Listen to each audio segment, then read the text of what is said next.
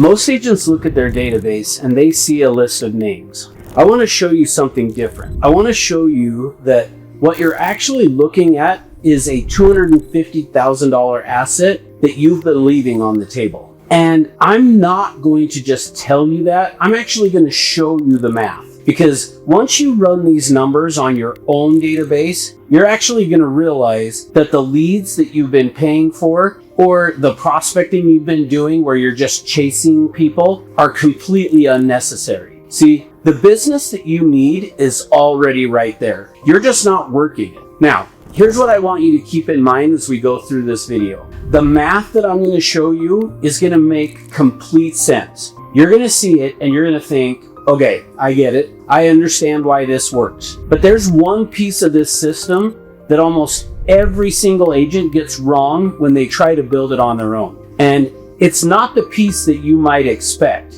The funny thing is, it's actually the simplest part, and getting it wrong is exactly why most agents try this and don't get the results that they should. Now, I'm going to show you what that piece is, but first, let me show you what your database is actually worth in terms of income. So let me start by reframing something, because I think most agents think about their database the wrong way, and it costs them way more money than what they realize. See, most agents think about their database as a follow-up list. So like, think of it as a list of people that you probably should call sometime. They mean to stay in touch with, but because it feels like a list, and a list feels optional, it just keeps getting pushed back to the back burner. So what I want you to see is that it's not a follow-up list. What you have is actually a pipeline. And right now, that pipeline has a leak in it. And here's what that leak looks like. Every single month, someone in your database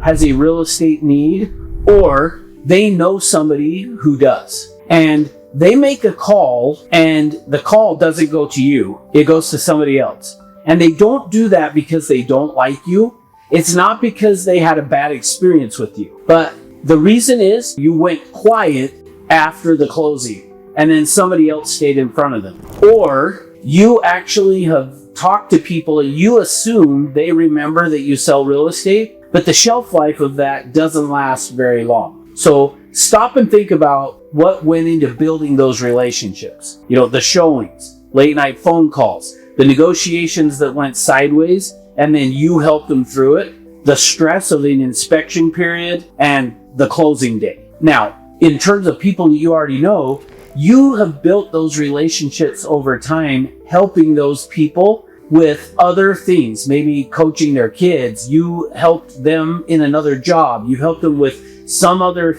career or something. And then what happened is you earned that trust, but then once that transaction ended, or you quit working with them, you moved on and went to the next relationship, and that one goes quiet. So here's the numbers that really put this in perspective for me when I learned this. According to the National Association of Realtors, 66% of sellers choose their agent through a referral or because they used the agent before. 66%. That is 2/3 of all the listing business happening in your market right now is going to agents who simply stayed in front of people that they already knew. Which means the competition for most of that business isn't even about skill. It's not about marketing. It isn't about who has the best presentation or the most yard signs. In fact, I remember talking to agents when I was new and saying, "Can you let me go with you on your next listing appointment?"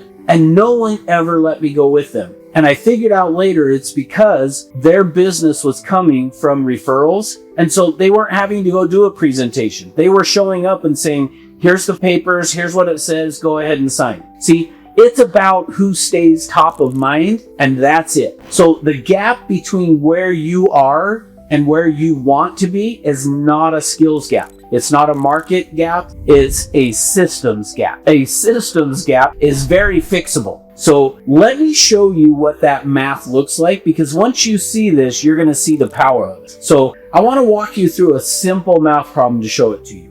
And as I go through this, I want you to do something for me. I want you to think about your own database as I walk you through these numbers, because this is not hypothetical. This is math you can actually run on your own situation right now. So let's start with 200 people, because that's the foundation of this system. 200 people who know you, either past clients, their friends, family, or just people in your sphere of influence who would recognize your name if you called them today. That's it. Now, most agents that I've worked with already have at least 200 people in their phone. The names are there. The relationships actually exist. They just haven't been organized into a real intentional system. So here's what the math looks like when you do this. When this system is built and worked correctly, and I want to emphasize both of those words, built correctly and worked consistently. When you do that over time, you get to a point where 60% of those 200 people are either going to do business with you or they're going to directly refer business to you. So that would be 120 people out of the 200 if you look at what 60% is. So that's 120 people actively working for your business. When they hear somebody mention that they're thinking about buying or selling, their first thought is you. So now, I want to be conservative with what this looks like when you do it. Let's say that half of those 120 referrals actually turn into an appointment. So that would be 60 appointments in a year, or think of it as 5 appointments a month from people who already know you and trust you before you even walk in the door. So let's only say half of those appointments turn into a closed transaction, which if you've done many deals by referral, you know it's much higher than 50%. But just for the sake of being conservative, let's say that it's 50%. That would be 30 deals a year. 30 deals from people who already are in your cell phone right this very minute. Now let's put a real dollar figure on that. If your average commission is, let's say, $10,000, and for most agents in today's market, it's probably higher than that, but 30 transactions would equal $300,000 a year in gross commissions from a database of 200 people that you already have access to. Now, I want to be completely honest with you about something. Getting to that 60% doesn't just happen the first month. There's a time that you're going to build this. There's a time where you're doing the work and you might feel like, hey, I'm doing everything he said, but I'm not seeing any results. And I'm going to talk to you about that in a minute, because I think it's important that you understand what that period looks like and why it's worth pushing through that. But first, I want to show you that this isn't just a math problem on a whiteboard. I want to show you what it actually looks like when a real person builds this correctly. I want to tell you a story about an agent who I worked with a number of years ago. And I want to be clear that this is a real person and a real story. She was a stay-at-home mom. She had young kids at home, and she wanted to get into real estate because she felt like that would be a great part-time job. Now, she couldn't do it full-time, so she had 20 hours a week. And she talked to us about, okay, could I make this work? And what we told her is, yes, if you can actually put 20 real hours into this, then you could make it work. So 20 hours was her reality, and she knew it going in. So most people would hear that and just think 20 hours a week in real estate, that's not enough to build a business. And if you're spending those 20 hours the way that most agents spend their time, then they're probably right. Because if you're splitting those 20 hours between paperwork, admin, research, all the stuff most agents do all day long, and that's what fills everything in your day, you're not left with much time for the work that actually generates the income that you want. But here's what she did differently. She hired her sister to handle all of the non-productive work. You know, the paperwork, the admin, all the stuff that didn't have to be her doing it. The things that need to be done, but anybody could do it. She paid her sister to handle all of that. So what did she do with her 20 hours? Every single one of them went into building and working her system that I'm talking about. So she was reaching out to her people, staying top of mind, doing the work that actually moves the needle. And here's the cool thing. She made $297,000. So almost exactly that $300,000 that I just ran numbers with you. Now, I ran into her a few years later after she had started doing that. And I asked her if she still did the work the same way. And she looked at me like it was the most obvious question in the world. She was like, yeah, why would I stop? See, this system is what produces the results when it's built correctly and actually worked the right way. Not someday, hypothetically, but this is for real people in real markets with real constraints on their time. See, if you're willing to take what I'm teaching you and what I said at the beginning that I was going to come back to, that there's one piece of this that almost every agent gets wrong when they try to build it on their own, and it's the piece that determines whether you get the results like she did or whether you do the work and wonder why nothing is happening for you. See, when most agents decide they're going to start working their database,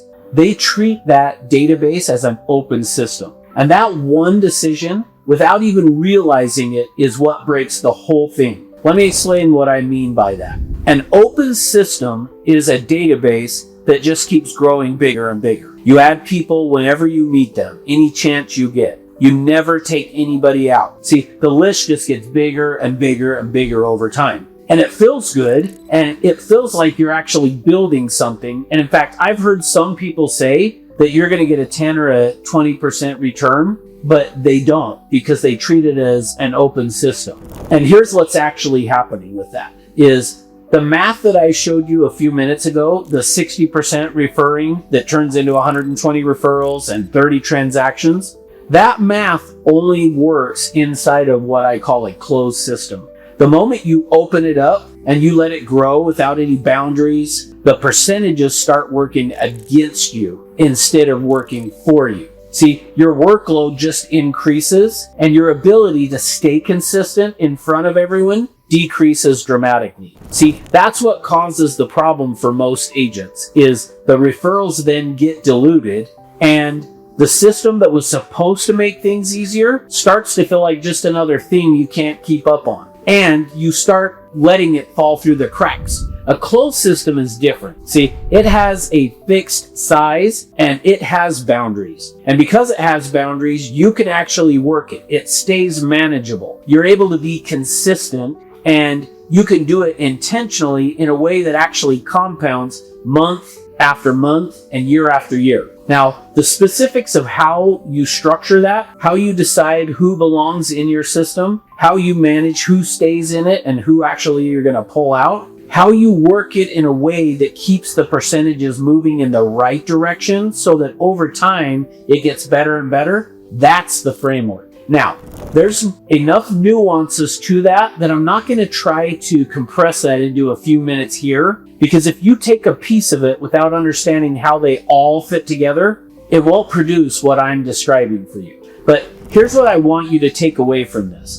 The difference between the agents who try this and get the results that I'm talking about, and the agents who try this and then wonder why nothing happened for them, it almost always comes down to this one distinction: open system versus a closed system. See, your database right now, I would be willing to bet, is an open system. A list that's grown over time, didn't have any boundaries or any structure around it. And that's okay. Most agents are in the exact same place you are. But now that you know what to change and you know what your database is actually worth when you change it, you have the option to actually change it. So if you're sitting there thinking, okay, I can see the math. I understand the open versus the closed system distinction that Russ is talking about, but I want the actual framework for building it correctly. So I'm not trying to piece it together on my own and then getting it wrong like most agents do. I have put together another video and you can get to the link for that in the description.